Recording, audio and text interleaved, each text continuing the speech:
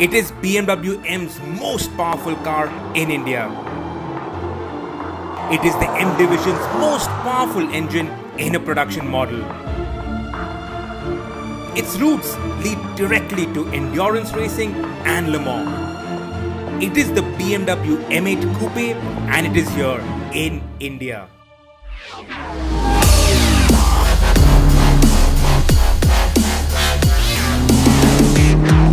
Good.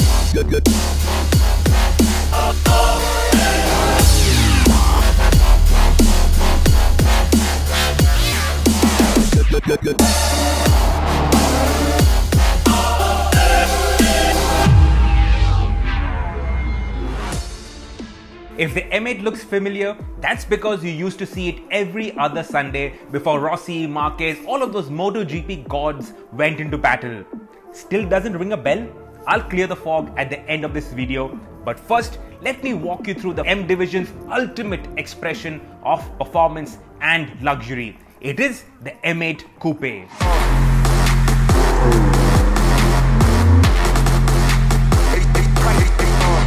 As with all new BMWs, it is the styling that first draws you in. And boy oh boy does the M8 look sweet!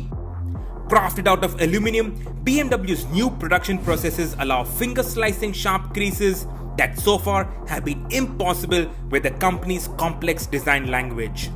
With the M8 though, there are both crisp lines and sculptured surfaces. Of course, we have to talk about the kidney grills. But here, those kidney grills, they definitely look good. Nothing to complain about here, is there? Inside, the M8 Coupe feels reassuringly familiar while being sumptuous, with the quilted merino leather being generously applied all over. Chunks of carbon fiber contrast beautifully with the brushed metal and gloss black trim, reminding you of the motorsport roots and the mad performance on tap. The M8 gets the 10.25-inch live cockpit professional infotainment suite, the option of a mind-boggling Bowers & Wilkins diamond surround sound system, and the new hexagonal digital instrument cluster. And like all new M cars, there are two red buttons on the steering wheel that you can program with your preferred mode for the engine, chassis, transmission, gearbox, and even the drift mode. Before we dwell deeper into the M8, I have to remind you what M stands for. That's right, M is for motorsport. And in the M8's case, it's not just some random far-fetched connection. Here, the definitive shape of the M8 was first seen on the GTE endurance race car. Of course, those massively blistered wheel arches, monster rear wing and massive carbon fiber diffuser are purely for racing. But the roofline of the race car is as per the road car. Those headlights and taillights, those are production components. And guess what? The knowledge gained from the M8 GTE's class victories, including the 24 Hours of Daytona, were directly incorporated into the road-going M8. In fact, development of the road car ran in parallel to the race car. The engine too is closely related to the production car. The cylinder head and block are both from the road car. At the heart of every M car is the engine, and what a power plant the M8 has. It is BMW's most powerful road car engine, which I've experienced before in the M5, the X5M and the X6M, and I can tell you it is the bomb. It is the monster 4.4 litre V8 with the exhaust exiting within the V of the block and straight into the two turbochargers. This Hot V arrangement enables quicker spooling of turbos and a more compact engine packaging. Plus, it gets BMW's trademark combination of double Vanos and Valvetronic systems as standard. Figures, of course you want to know about the figures. Peak output is 592 bhp, 600 horses. Peak torque is 750 Newton meters. It is channeled through the 8-speed gearbox to all 4 tires via the X-Drive 4-wheel drive system.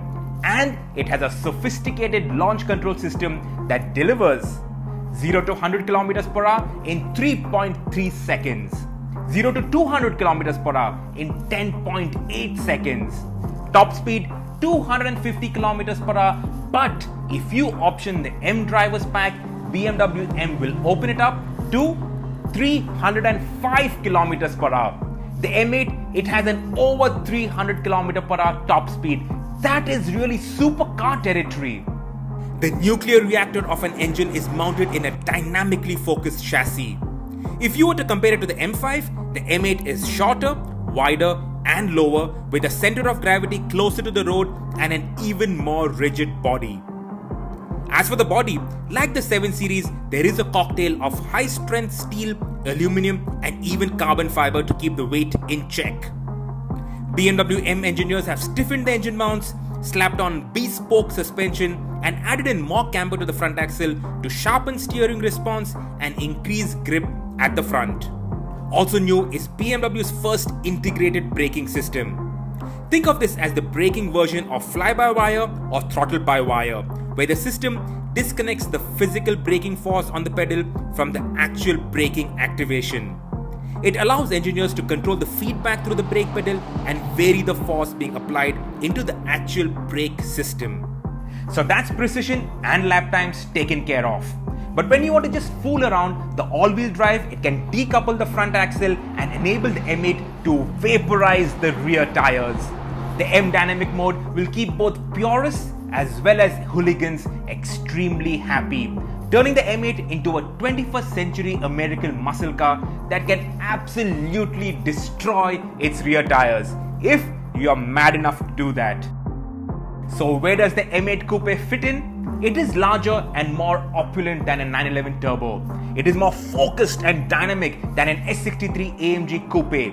And priced at Rs 2.15 crores ex-showroom, it comfortably undercuts both of them. The M8 Coupe, it is in its own little sweet spot with space to breathe. Before we end, I have to tell you where Rossi, Marquez, all of them fit in. The M8, it is the official MotoGP safety car. The M8 goes around MotoGP's tracks to make sure everything is safe and in shape before the red lights go out. And if the M8 is good enough to be on the same racetrack at the same time as Rossi and Marquez, well, it is more than good enough for me. Subscribe to the Evo India channel and hit the bell icon to keep pace with the thrill of driving.